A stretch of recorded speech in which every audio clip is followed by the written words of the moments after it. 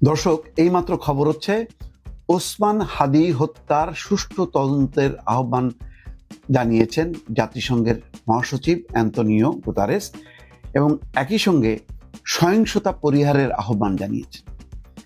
দর্শক, কল্পনা করতে পারেন, এটি যেমন আমাদের জন্য উদ্বেগের, আমাদের জন্য একটি লজ্জার ঘটনা। কেন এই কথা বলছি, একটু বিষয়টি পর্যালোচনা করা যাক। আজকে বাংলাদেশের যে সহিংসতার খবরাখবর, সেগুলি আন্তর্জাতিক অঙ্গনে পৌঁছে গেছে, অথচ আন্তর্জাতিক অঙ্গন আজকে তোলপাড় হওয়ার কথা ওসমান হাদির মতো একজন তরুণ রাজনীতিককে ঘাতকের নির্মম গুলিতে হত্যা করা হয়েছে।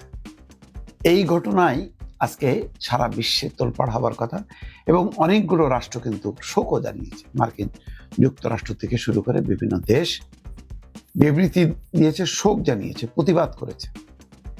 কিন্তু তারা কি সহিংসতার কথা বলেছে যে হত্যাকারীরা চিহ্নিত হয়েছে, হত্যাকারীদেরকে ধরো, সরকারকে প্রেসার দাও ওই হত্যাকারীদেরকে যাতে বের করে নিয়ে আসে? না, সরকার বলছে যে তারা প্রাণান্ত চেষ্টা করছে। ফয়সাল দাউদের মা, বাবা, ভাই, বোন বহু অনেক গ্রেপ্তার করা হয়েছে, তদন্তের আওতা নেওয়া হয়েছে, তাদের কাছ থেকে জবানবন্দি নেওয়া হয়েছে, খোঁজা হচ্ছে। পুলিশও বলছে যে তারা দেশের অভ্যন্তরেই লুকিয়ে আছে, পালিয়েও যেতে পারে তারা। কিন্তু আমাদের কাছে কোনো তথ্য নেই, কোনো রাষ্ট্রের কাছে তথ্য নেই। কিন্তু হঠাৎ করেই ভারতের বিরুদ্ধে একটা ধরনের জিগির তোলা হলো, চিহ্নিত করা হলো, ভারত দায়ী, ভারত সরকার দায়ী, ভারতীয় হাইকমিশনে আক্রমণ করা হলো প্রথম আলো, ডেইলি স্টার সহ অনেকগুলো গণমাধ্যম খুব স্পর্শকাতর বিষয়। দর্শক জানেন যে গণমাধ্যম না থাকলে, গণমাধ্যম যদি সংকুচিত হয়, সে দেশে গণতন্ত্র থাকে না, সে দেশে মানবাধিকার থাকে না। যেই অপবাদ, যেই কালিমা ছিল শেখ হাসিনার আমলে, তার থেকে কয়েক গুণ বাড়িয়ে দেওয়া হলো যখন দুটি প্রতিষ্ঠান জ্বালিয়ে দেওয়া হলো, ছায়ানটের মতন প্রতিষ্ঠান আগুন দেওয়া হলো, উদীচীর মতন প্রতিষ্ঠানে আগুন দিয়ে তছনছ করে ফেলা হলো। কি দাঁড়ালো শেষে? খবরটা কিন্তু চাপা পড়ে গেল। হাদিকে নিয়ে যে শোক করব, হাদিকে নিয়ে যে হত্যার তদন্ত হবে, সেই জিনিসটা চাপা পড়ে এখন মুখ্য বিষয় হয়ে দাঁড়ালো বাংলাদেশে সন্ত্রাস হচ্ছে। তাই সহিংসতা পরিহারের আহ্বান জানিয়েছেন জাতিসংঘের মহাসচিব অ্যান্তোনিও গুতারেস। এই যে দুটি বিষয়, একটা তদন্তের আহ্বান, খুবই পজিটিভ তদন্তের আহ্বান, ঠিক।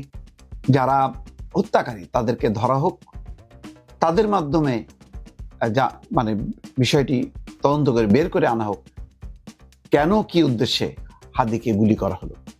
কিন্তু এমন কি ঘটনা ঘটানো উচিত ছিল? এই সহিংসতা দেশব্যাপী, আওয়ামী লীগের জ্বালানো পোড়ানো স্থাপনাগুলো বারবার জ্বালানো হচ্ছে, পোড়ানো হচ্ছে, এর মধ্য দিয়ে একটা উগ্রপন্থার যে উত্থান ঘটছে, দানবী আকার ধারণ করছে, যারা আগামী নির্বাচনের জন্য একটা সংখ্যা, অপারেশন ডেভিল হার্ট নাকি সেকেন্ড ফেজে চালু করার কথা, কিন্তু এখনো পর্যন্ত এই দানবীয় ঘটনার জন্য, নারকীয় ঘটনার জন্য যারা দায়ী, তাদের বিরুদ্ধে কোনো অ্যাকশন নেওয়া হলো না।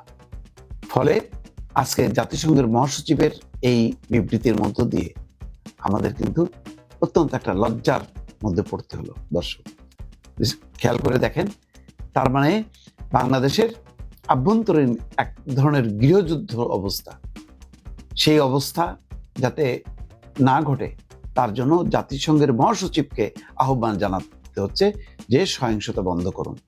এই ধরনের আহ্বান যেসব দেশে জানানো হয়, সেসব দেশ কোনো মর্যাদার পূর্ণ কোনো দেশ না। সেই দেশ নিয়ে বিশ্ব উৎকণ্ঠিত থাকে, চিন্তিত থাকে। সেই দেশের ব্যাপারে তার একটা রেস্ট্রিকশন আরোপ করে, লিখিতভাবে কখনো কখনো অলিখিতভাবে।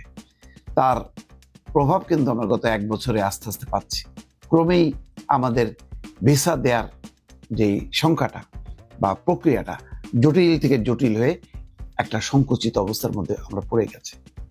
সুতরাং এই জাতিসংঘ মহাসচিবের এই বিবৃতিটা খুবই ইঙ্গিতপূর্ণ এবং এটা একটা আশঙ্কা তৈরি হলো যে ভবিষ্যতে আমরা বিশ্বের বুকে কিভাবে চিহ্নিত হব, আমরা কি একটা সন্ত্রাসী রাষ্ট্রে পরিণত হব কিনা, সেই শঙ্কাটা কিন্তু এখন থেকে গেল।